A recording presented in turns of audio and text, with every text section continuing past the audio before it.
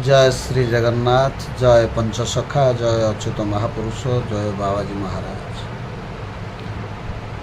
स्वामी आनंदराजा channel को आपण मानक स्वागत जनाऊँगी। आज एक गुरुत्वपूर्ण विषय रे आपण मानक सहित आलोचना करवा। आलोचनार समय सीमा विशेष नुहे, किंतु आमको गोटे गुरुत्वपूर्ण विषय रे आलोचना करबा पाई एमिति एक समय निमंत्रण करिछन्ति। कथाटी हेउछि जे आमे समस्ते संसारी मनीष,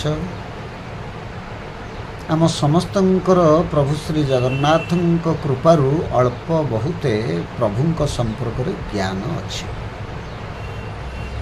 आमे सनातन मार्गदर्शन रे परिचालित हेउथिबा एवं निजकु हिंदू बोली दाबी करुथिबा मनुष्य माने, जो माने विधर्मी, जो माने हमर गोमाता को हत्या करी आमिष भक्षण करुछंती, आमे सेमानंक विरुद्ध रे स्वर उठाउछु, विरोध करुछि सेमानंक जे यह एक अन्याय, एपरी कार्यरू निवृत्त रहिबा उचित। किंतु आमे निजको समीक्षा करि पारु नाहु जे आमे गोमांस खाऊ नाहु, आमे गोमाता को हत्या करू नाहु, किंतु आमे छेड़ी, कुकुड़ा, पक्षी एमानंको हत्या करुचु। जंगल रे बास करुथिबा पशुपक्षी मानंक मध्य रे हरिण, कुतुरा, संबर, मयूर, ठेकुआ एमती नाना जातिर जीवन को हत्या करी तार मांस भक्षण करिबारे आमे खूब आनंद पाउछु। किंतु आमे बुझिबा उचित से गोमांस हेउ किंबा अन्य कौनसी पशुर मांस हेउ, यह भक्षण करिबा पई सनातन मार्गदर्शन रे कौनसी विधि विधान नहीं कि मार्गदर्शन करा जाय नहीं। बरं कुहा जाइछि जीव हत्या महापाप।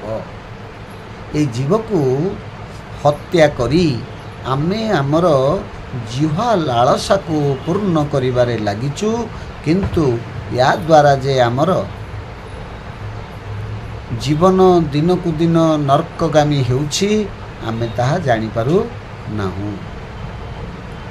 आमे शिक्षित, आमे ज्ञानी, आमे वेदज्ञ, आमे शास्त्रज्ञ, आमे भागवत पढ़ू, आमे विष्णु सहस्र नाम करू, आमे महामंत्र अष्टप्रहरी करू, 24 प्रहरी करू, चतुर्थ प्रहरी करू, आमे मंदिर तोड़ू, आमे यज्ञ करू, किंतु जीव हत्या आमे बंद करना।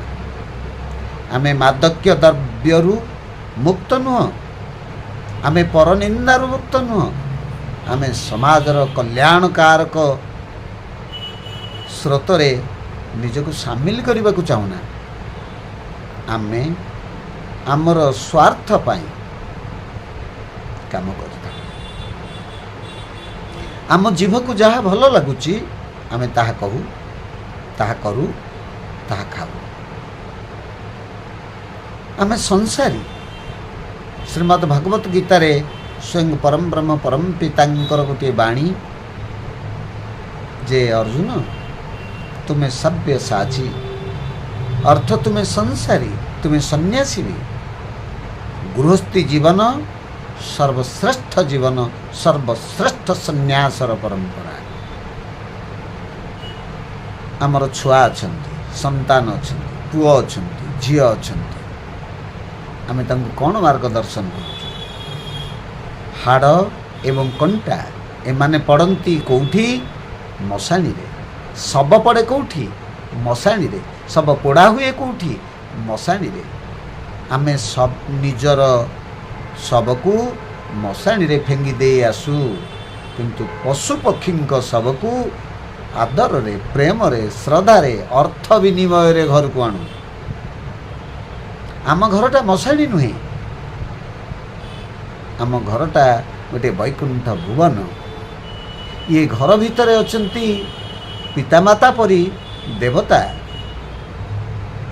ଏ ଘରଟି ହେଉଛି ଗୋଟିଏ ମନ୍ଦିର। ଏଟା ଶ୍ମଶାନ ନୁହେଁ, ଏଠି କଣ୍ଟା ହାଡ଼ ପଡ଼ିବାର ସ୍ଥାନ ଏହା ନୁହେଁ, ଏ ଶବ ପଡ଼ିବାର ସ୍ଥାନ ନୁହେଁ, ଏଠି ଶବ ପୋଡ଼ାଯିବାର ସ୍ଥାନ ନୁହେଁ। ଏଠି ଅଛି ସଂସ୍କାର। ଏଇ ଜ୍ଞାନ ଆମ ପାଖେ ଅଛି ନାହିଁ, କିନ୍ତୁ ଆମେ ଜାଣି ତାହା କରୁଛୁ। ଆମେ ଜଗନ୍ନାଥ ସହସ୍ର ନାମ ପାଠ କରୁଛୁ, ନିଜକୁ ଜଣେ ଆଧ୍ୟାତ୍ମିକ ବ୍ୟକ୍ତି ଭାବରେ ସମାଜରେ ପ୍ରତିପାଦିତ କରିବା ପାଇଁ ଜଗନ୍ନାଥଙ୍କର ସହସ୍ର ନାମ ପଢ଼ି ପାଗଳଙ୍କ ପରି ନାଚୁ। କିନ୍ତୁ ପୁଅ ବାହାଘରରେ, ଝିଅ ବାହାଘରରେ ଜଗନ୍ନାଥଙ୍କୁ ନିମନ୍ତ୍ରଣ କରୁ ଯେ ପ୍ରଭୁ ଆପଣ ଟିକିଏ ଯାଇ ଏ ମାଙ୍ଗଳିକ ମହୋତ୍ସବରେ ଉପସ୍ଥିତ ହୋଇ ମୋ ପୁଅ ଝିଅଙ୍କୁ କଲ୍ୟାଣ କରି ଆସିବେ, ଝିଅ ଜ୍ୱାଇଁଙ୍କୁ କଲ୍ୟାଣ କରି ଆସିବେ, ପୁଅ ବୋହୂଙ୍କୁ କଲ୍ୟାଣ କରି ଆସିବେ, ସେମାନେ ଦୀର୍ଘ ଜୀବନ ଲାଭ କରିବେ, ସୁସ୍ଥ ହେବେ। ମା ମହାଲକ୍ଷ୍ମୀଙ୍କୁ ମଧ୍ୟ ପ୍ରାର୍ଥନା କରି ଆସୁ। ମା ମହାଲକ୍ଷ୍ମୀ ପଡ଼ିଦାତ୍ରୀ ମା, ଜଗଜ୍ଜନନୀ କୃପାମୟୀ ସିନ୍ଧୁ ସାଗରୀ ମା, ମା ପଦ୍ମିନୀ, ମା ଇନ୍ଦିରା, ତୁମେ ଯାଇ ଉପସ୍ଥିତ ହେବ ସେଇଠି ଯେଉଁଠି ଖନ୍ଦା ଲାଗିଥିବ, ଯେଉଁଠି ରୋଷେଇ ହେଉଥିବ ପାକଶାଳାରେ। କେତେ ଭକ୍ତମାନେ ଆସିବେ, କେତେ ଅତିଥି ଆସିବେ, ତାଙ୍କୁ ଟିକେ ପରସିବା ପାଇଁ ମୁଁ ଖୁଦ ମୁଠାଏ ଦେବି, ଆପଣ ତାକୁ ଅମୃତ କରି ପରସି ଦେବେ। କିନ୍ତୁ ଆମେ କରୁ କ'ଣ? ପ୍ରଭୁ ଶ୍ରୀ ଜଗନ୍ନାଥଙ୍କୁ ନିମନ୍ତ୍ରଣ କରୁ, ମା ମହାଲକ୍ଷ୍ମୀଙ୍କୁ ନିମନ୍ତ୍ରଣ କରୁ, ଏବଂ ପ୍ରଭୁ ଶ୍ରୀ ଜଗନ୍ନାଥ ହେଉଛନ୍ତି ଅନନ୍ତ କୋଟି ବ୍ରହ୍ମାଣ୍ଡ ନାୟକ, କୋଟି କୈବଲ୍ୟ ନାଥ। ପ୍ରଭୁ ଶ୍ରୀ ଜଗନ୍ନାଥ ଯେତେବେଳେ ବିଜେ କରୁଥିବେ ସେତେବେଳେ ତାଙ୍କ ସହିତ 33 କୋଟି ଦେବତା ମଧ୍ୟ ବିଜେ କରିବେ। କିନ୍ତୁ ସେ ଆସିଲା ବେଳକୁ ଆମେ କ'ଣ କରିଥାଉ? ଶହ ଶହ ଜୀବଙ୍କୁ ହତ୍ୟା କରି ମଟନ ଚିକେନ ରାନ୍ଧି ସେ ଅଞ୍ଚଳ ମହକଇଥାଉ, ଯେଉଁଠି ଚନ୍ଦନ, କସ୍ତୁରୀ, କର୍ପୂରର ମହକ ପ୍ରଭୁଙ୍କର ଆବଶ୍ୟକ। ସେଠି ଆମେ ଦୁର୍ଗନ୍ଧ, ନର୍କ ପରିଣତ କରିଥାଉ ସେ ସ୍ଥାନକୁ। କିନ୍ତୁ ଡାକିଥାଉ ପ୍ରଭୁ ଶ୍ରୀ ଜଗନ୍ନାଥଙ୍କୁ, ଆପଣ ମୋ ମାଙ୍ଗଳିକ କାର୍ଯ୍ୟକ୍ରମରେ ଉପସ୍ଥିତ ହେବେ। ଧିକ୍ ଧିକ୍ ତମ ଭକ୍ତି, ଧିକ୍ ତମ ସନାତନ ମାର୍ଗଦର୍ଶନ କହିବାର ଚେତନା, ଧିକ୍ ତମର ହିନ୍ଦୁତ୍ୱ।